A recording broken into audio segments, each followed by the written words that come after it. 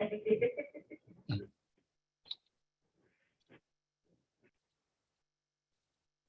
Good afternoon, everyone. We're going to give folks a few minutes just to join the Zoom webinar here before we get started.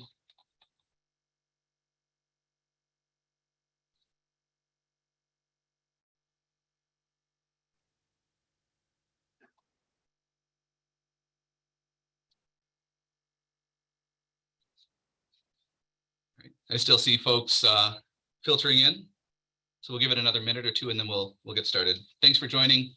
Thanks for your patience.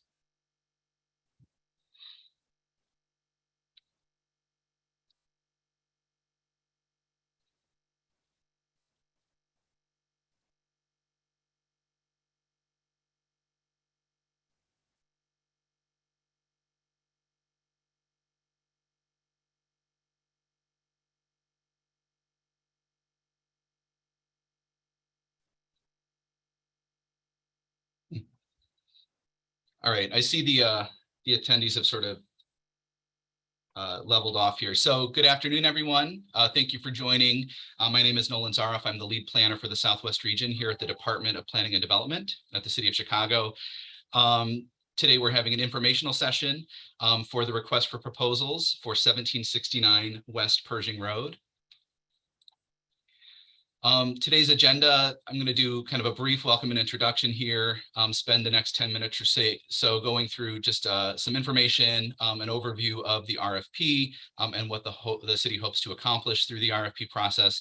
And then we'll open it up for about an hour of Q&A, and then kind of close out the presentation with some next steps. I do want to note that this presentation is being recorded and it will be made available online after today for folks who are not able to join. Also, any of the questions and answers that come up during today's session will be compiled into an FAQ that will be added as an addendum to the request for proposals and also posted on the project webpage. I would encourage folks today, if you have questions, to please submit them through the question and answer function in Zoom. We do have the chat function active, but we won't be monitoring that very closely. So please, if you have questions, submit them to that Q&A function. We also will have the opportunity for folks to raise their hand and ask questions if that makes sense as well. But, just for completeness of the record, so that we can, present or provide this to folks who are not able to join today, it'd be best if you could put those in the Q&A function. So why are we here today? Why an RFP? As you know, the city has tried in the past to market and sell these Pershing Road buildings with limited success. We're trying to kind of come at it with a different approach this time. And so, why an RFP? It's really intended to solicit creative development proposals for this site. Traditionally, RFPs provide a lot of kind of basic information about a property and maybe a brief indication of what the preferred use is. But what we're hoping to do here is provide a little more guidance and direction around what the city and the community would like to see on these sites. So looking at the desired urbanism of the site, as well as a more robust description of the types of uses that the city would like to see here and that the community would like to see. And so this RFP is also informed deeply by community input through some past planning efforts, and we want to recognize that here.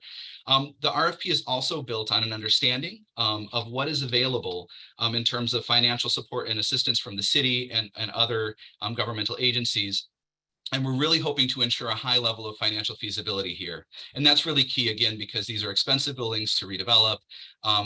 We've seen proposals in the past not work out for financial reasons. And so it's really important that we ensure that there's a financial feasibility to these proposals. This is the context of the area really broadly. The RFP location is outlined in red here. They are within the central manufacturing district, which I'll mention a little more or give a little more info on shortly. But we're really kind of on the edge between New City and McKinley Park. McKinley Park to the north, New City to the south, and to the south and southeast are the Stockyards Industrial Park and the Planned Manufacturing District. And then you can see McKinley Park proper directly to the west along Pershing Road. And then the orange line is within walking distance to the north. Here's the current zoning with the two RFP sites identified. It's a mix of zoning. To the south and east is planned manufacturing district. To the north, along Pershing Road, there's some commercial zoning, and then residential zoning to the north of that. And then again, you have McKinley Park to the west. And again, these are part of the Central Manufacturing District. So this is a district made up of historic World War I and World War II era industrial buildings that are on the National Register of Historic Places. The city owns 5 properties within the Central Manufacturing District, and we are looking to RFP 2 of those properties today, Site A and Site B, which are indicated on the map. And to provide a little more context on what the city owns here, the building in green, the vacant building, that is 1769 West Pershing Road. That is the property that is the subject of this RFP. There is also an option to purchase and develop the Department of Streets and Sanitation and CDOT lot to the east of that, marked in red as fully occupied here. There are 2 other buildings that the city owns as part of this trio. One is fully occupied right now by the Department of Assets and Information Systems, and the other one is currently under renovation to house the Board of Elections. And here's the site info. All of this is again contained in the RFP document itself. The primary site that we're looking at is 1769 West Pershing Road. That is Site A in blue on the diagram here. And there's an option to purchase Site B, which is 1717 West Pershing Road, provided that any development of that site meaningfully incorporates or is meaningfully incorporated into the redevelopment of Site A. Proposals need to be for 1769 West Pershing Road and need to propose an adaptive reuse redevelopment of that building. But if a proposal can meaningfully incorporate the 1717 site as well, then the city will entertain those proposals. Both properties are currently zoned M2-3, Light Industry District, and I think the Department of Planning and Development expects to see potential zoning change as part of the proposals. This is just some context photos to give you a sense of the 2 sites that we're talking about. Again, Site A is the large warehouse building, approximately 571,000 square feet. That building would need to be retained in any proposals. And then Site B is that streets and sanitation and CDOT site that is currently in operation, currently being used by those departments. It's just a 1-story concrete building. I would stress here that any proposals that do incorporate Site B, that streets and sanitation site, will need to work with the city or will need to propose how the current operations there are either incorporated and integrated into the proposal, or we'll need to work with the city on where we can relocate those operations. And I won't go through these in too much detail. These are again outlined in the RFP itself, but the RFP describes 3 different potential site concepts. They're intended to be really general and kind of broad level in terms of just best practices around urbanism, around site plan, and how the site should be organized. But we want to make sure that there's sufficient flexibility for proposals to be creative and come up with new ideas. But the one thing I want to stress here is, again, for Site A, the city expects that building is retained and adaptively reused. The facades, the historic facades on the north, east, and west sides of the building will need to be preserved. But the city does understand that in order for these buildings to function, kind of for modern uses, there may need to be some modifications or changes done to the interior of the building, to the back and back south facade of the building. So we are open to that, and those types of modifications and changes would have to be agreed on with Department of Planning and Development as well as landmarks. But we really do expect those key facades to be preserved and restored. And again, the concepts in the RFP really just outline best practices in terms of landscaping, in terms of site plan and site organization. Given the conditions or the kind of the context that these properties are located in, we do expect a lot to be done in terms of landscaping and screening from those incompatible uses, engaging the street, organizing the site in a way that kind of looks at best practices. And I'll talk in a few minutes about Department of Planning and Development does have neighborhood design guidelines that we would expect to be employed on any redevelopment of these sites. And we expect the proposals to incorporate community vision as well. There's been a lot of planning done in McKinley Park and a lot of planning done around the Central Manufacturing District in particular. A lot of that is identified and outlined in the RFP, but any successful proposal will be expected to incorporate and integrate some of the priorities that the community has articulated in those past plans. Some of those things include sustainable features, activating Pershing Road and re-engaging with the community, with the neighborhood, modernizing the Central Manufacturing District, expanding and enhancing recreation opportunities, mitigating environmental concerns, which are particularly a particular issue here, and then preserving the historic character of the buildings.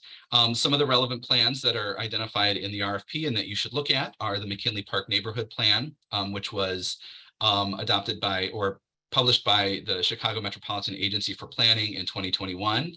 The C40 Students Reinventing Cities competition that was launched in 2020 and concluded in 2021. Both of these documents are included in the appendix to the RFP. And then most recently, it is not referenced in the RFP, but just this summer, the McKinley Park Development Council worked with the University of Illinois, Chicago on some visioning for 35th Street in particular, but that document also talks a little bit about the Central Manufacturing District. And I think it would be important to take a look at that document as well as you're developing your proposals for the site. I'm not going to talk over this in very much detail, just to say that, you know, the department has done a review of what types of financial incentives might be available to help support the redevelopment of these sites. Those include Neighborhood Opportunity Fund, tax increment financing, some property tax incentives through the county, as well as some federal programs that might help to support redevelopment, in particular historic tax credits. I also am not going to go into too much detail here on the evaluation criteria that is also provided in more detail in the RFP. But again, you know, these proposals will be evaluated on a number of factors. Some of those really important factors include community wealth building, professional and technical competence, and especially economic feasibility. Again, going back to the fact that, you know, these sites we have not been able to market these successfully in the past. And so we're really going to be looking at proposals' ability to, you know, put together an economically feasible proposal. I also just want to mention again, the city is committed to design excellence. The appendix includes a list of pre-qualified design services firms that we would encourage you to look through and engage with some of those firms as you build your proposals. And it's really important that we're prioritizing inclusive design and fostering equitable development. Again, the appendix includes that list of pre-qualified design firms. It also includes the neighborhood design guidelines that the department adopted earlier this year. And both of those should be, or ideas from both of those should be incorporated into your proposal. So at that point, I'm going to pause. What I didn't mention before is we do have a number of panelists on the call here to answer questions. We have representatives from the Department of Assets and Information Systems, from the Department of Transportation, from Streets and Sanitation, from Public Health, zoning, financial incentives, landmarks, and law. And so hopefully, you know, we can answer your questions here today. Any questions that we're not able to answer during this Q&A session, we will take them down, we will get answers, and we will subsequently publish those in an FAQ addendum to the RFP. So at that point, I want to open it to questions. We have 2 questions. Or actually, what I would mention is we actually received 3 questions before. One of those has already been posed in the chat or in the Q&A, but the first question was, how did the city gain ownership of 1769 West Pershing Road? I'm going to hand that over to someone from AIS. I know the 1717 site was acquired by the city in 1985. 1769 through 1869 were acquired in 1999. And I'm not sure if Jason from AIS has any more information on that. Jason? Hi, at this time, I do not. I'll have to turn that over to our real estate division to answer. The representative for that couldn't make this call today. Okay, so thank you, Jason. So we'll get an answer to that question, and that will be published in the addendum. The second question that we received in advance was clarifying how taxes are calculated by the city of Chicago. Tim, I don't know if you want to take that question, or I can read kind of the response that you provided to me earlier. Yeah, I can read. I can read it out. This might be better. I guess additionally sent by email to the group if you're going to follow up with other questions, just because it's a math formula that is always not best. Yeah. Verbally stated, but property taxes in Cook County are generally calculated by taking the fair market value, multiplying that by the assessment rate, and also by multiplying it by the equalization factor, as well as the tax rate, and that is the property tax value. And for these properties, if they're a mix of if it's a single use, either commercial or industrial, the assessment rate would be 0.25. If they're mixed use, the residential would be at 0.1 and the commercial 0.25. So we'll put that in the FAQ so people can see the formula and see how it's calculated. Thank you, Tim. Yep. So the third question that we received, actually we received kind of two different versions of it. The first was, would it be possible to include 1819 West Pershing Road in the offer? And then there was another question, would it be possible to include all of the city-owned properties? I will defer to AIS for this, but my understanding is 1819 is currently being having improvements done to house Board of Elections. 1869 is currently fully occupied and being used by the city. So I think we're really just looking at 1769 and the 1717 sites at this point. Jason, I don't know if you want to add any more detail to that. Yeah, no, Nolan, what you said is exactly correct. So 1869 is not included in this, and 1819 West Pershing is being redeveloped right now for the Board of Elections. Thank you. The next question is, when will the city's appraisal be completed? Does the city have a target range for the purchase price? I'm going to defer to Chris Jang if he has any background on this. I will say that that we have ordered the appraisal. We hope to have that back hopefully within the next month or so. When we receive it, we will add it as an addendum to the RFP. Chris, I don't know if you have any, not to put you on the spot, but if you have any kind of additional direction on this question. No, I do not. I don't really have an idea on the purchase price and the appraisal. Like you said, Nolan, it takes approximately 6 to 8 weeks for us to obtain. So as soon as we get it, we would add to our addenda item on the website. Thank you. The next question, do you have to bid on both sites? Can either site be bid on separately? You do not need to bid on both sites. You do need to bid on 1769 West Pershing Road. That is the primary site that is identified in the RFP. If you want to include 1717, it must meaningfully incorporate into a redevelopment proposal for 1769. So you do not need to bid on both. You have to bid on 1769.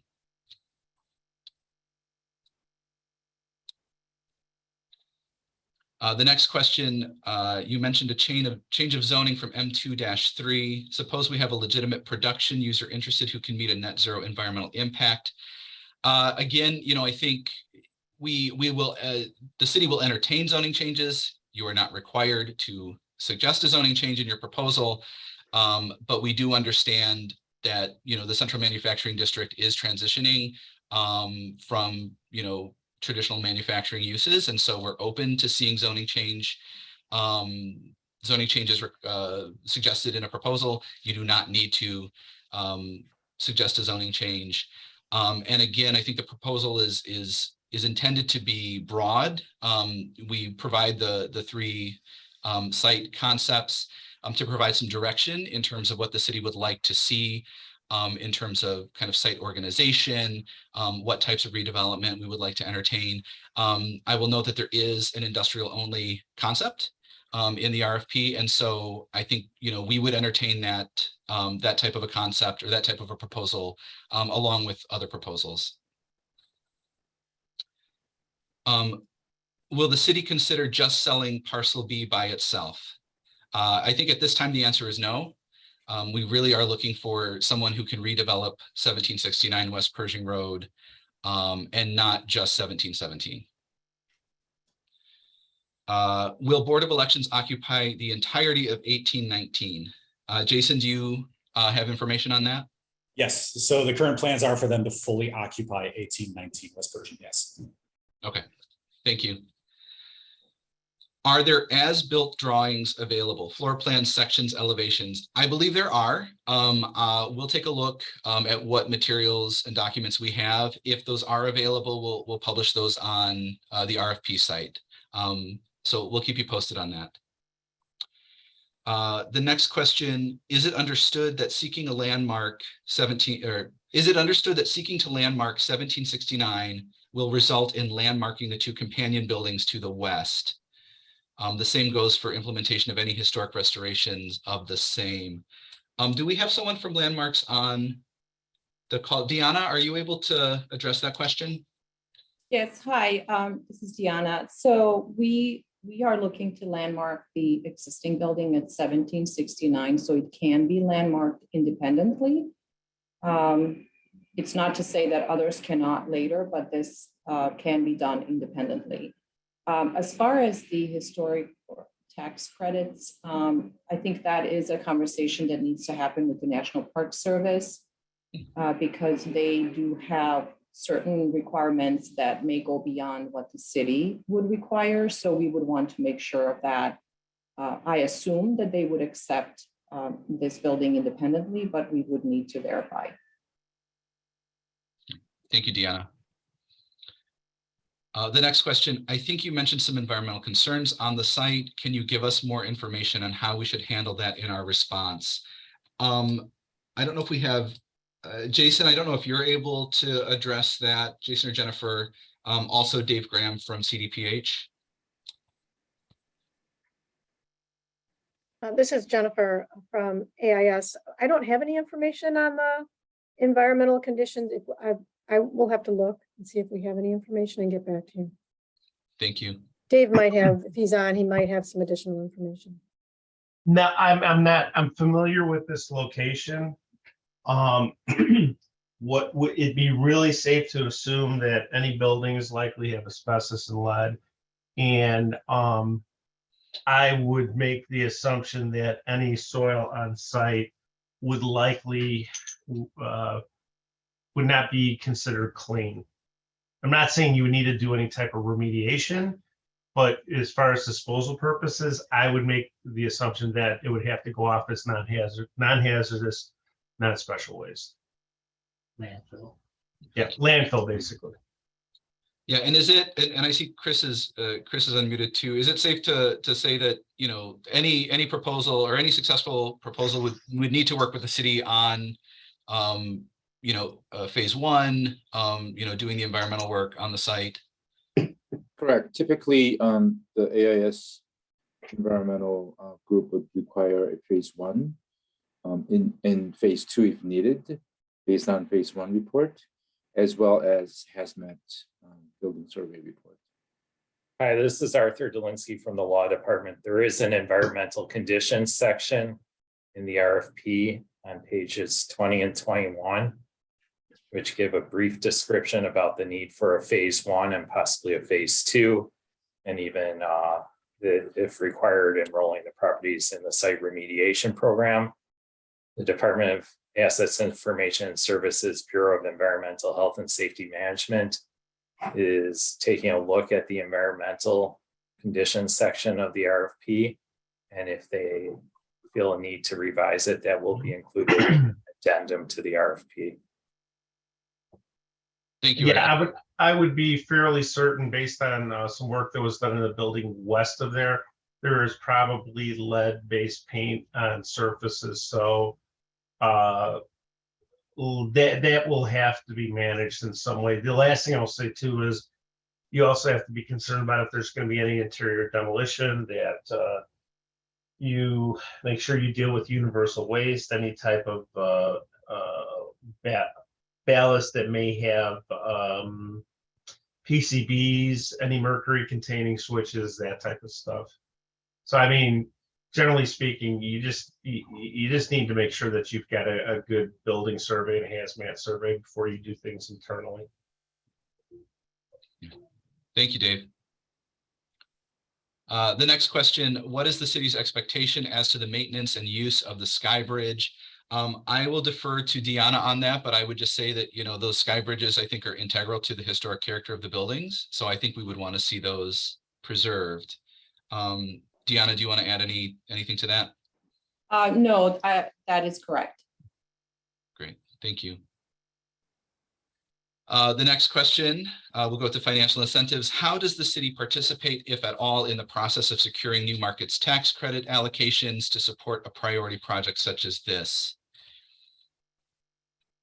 I think that the city of Chicago does have an allocation of new market tax credits through the Chicago Development Fund. You know, we would look at the project and see if it fits within the portfolio, and the city could potentially make a direct allocation to the project.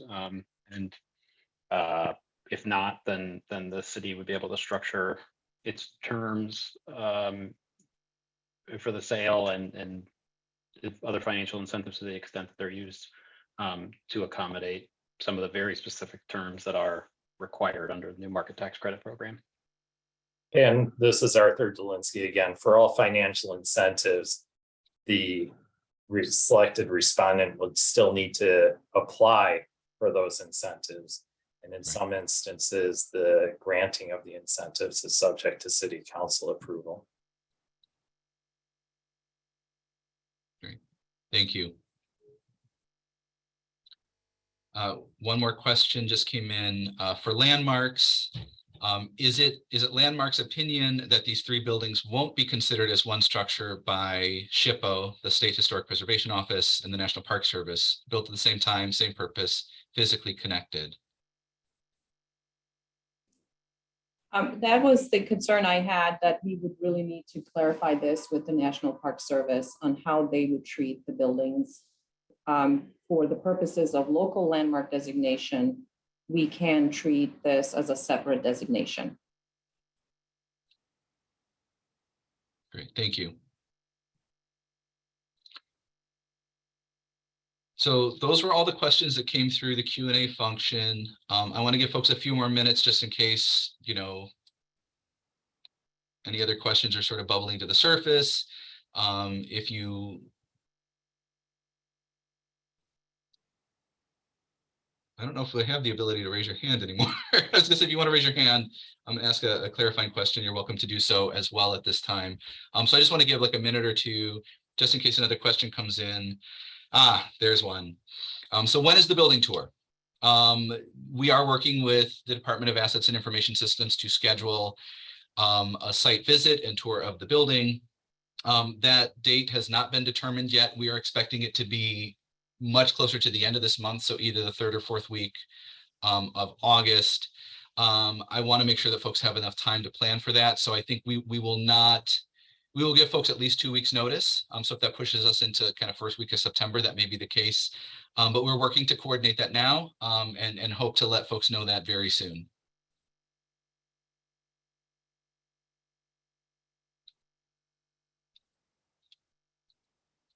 Thank you, Tom. Appreciate you taking the time to be here today.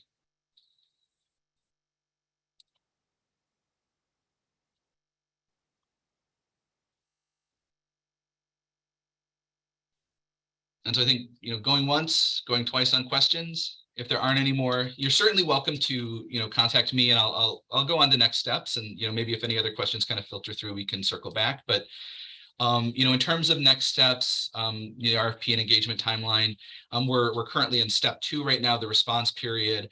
The RFP was released on August 18th. We're having this pre-submission conference today. We're also looking to schedule a site visit. Again, we'll get information out as soon as possible on the date and time of that site visit. But we're looking to have responses due back on October 21st, so a couple months from now. At that time, we'll go through an evaluation process that's led by the Department of Planning and Development. We'll put together an evaluation committee that will include representatives of different city departments and agencies, many of whom are represented on the call here today. But we also anticipate including a few community evaluators in that process as well. You know, at the time proposals are back, once we've had a chance to review them, depending on how many proposals we receive, we may shortlist a number of proposals. And those teams will be expected to present to the community their ideas, and we'll get community input at that point. And then sometime, you know, within 3 months before the end of the year, we anticipate making a final selection. You know, once that happens, we'll be in step 4, which is kind of selection, negotiation, and approvals. We do expect the selected team to continue to engage with the community. And we will work with that team through the zoning entitlement process, any RDA and financial review, and as well as legislative approvals.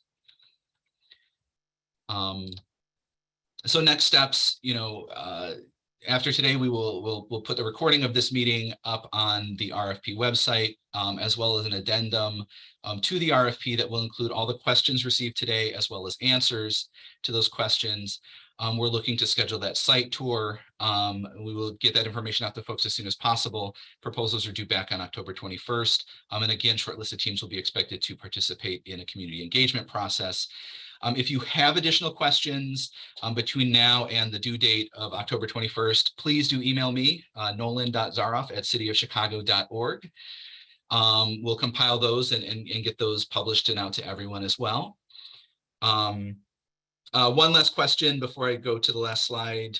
Someone asked, and Chris, I'll defer to you on this, will you post a list of the individuals who attended the Zoom today? I think the answer is yes, but Chris, do you want to confirm that?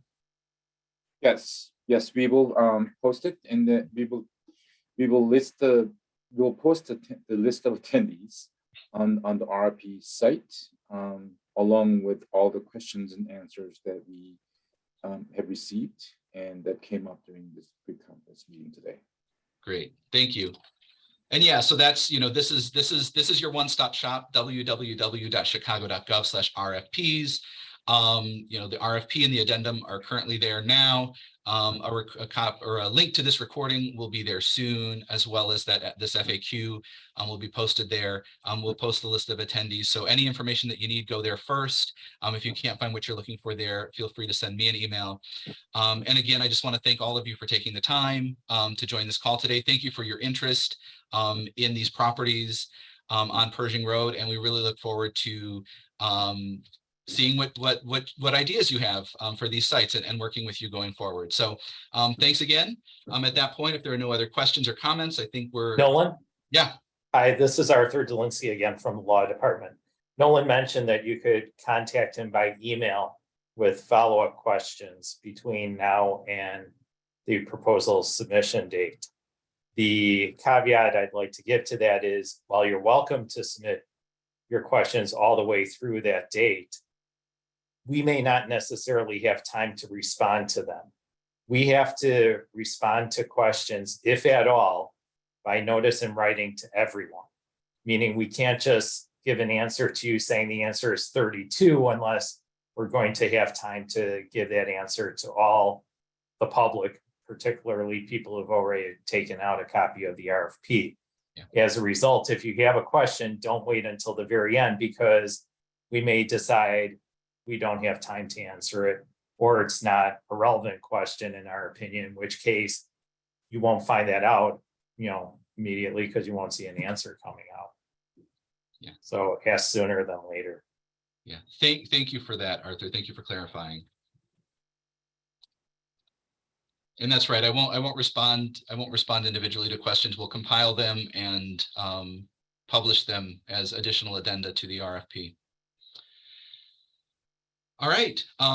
Seeing and hearing no more questions, no hands raised. You know, I think, again, thank you all for joining. You know, look to this website, chicago.gov/RFPs, for more information and for that FAQ addendum once we have it compiled. We hope to have that done within the next week. And look forward to working with you all. Thank you.